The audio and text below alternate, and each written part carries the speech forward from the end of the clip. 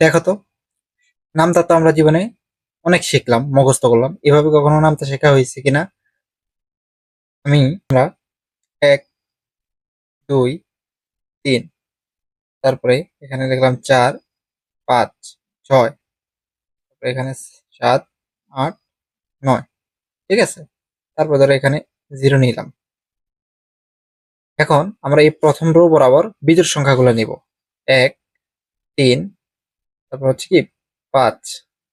দ্বিতীয় রো বরাবর আমরা কি নিব? জোড় সংখ্যাগুলা।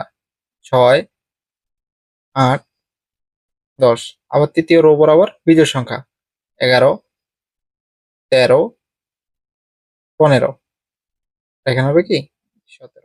দেখো তো ১৭-১১ নামতাগুলো আসছে কিনা।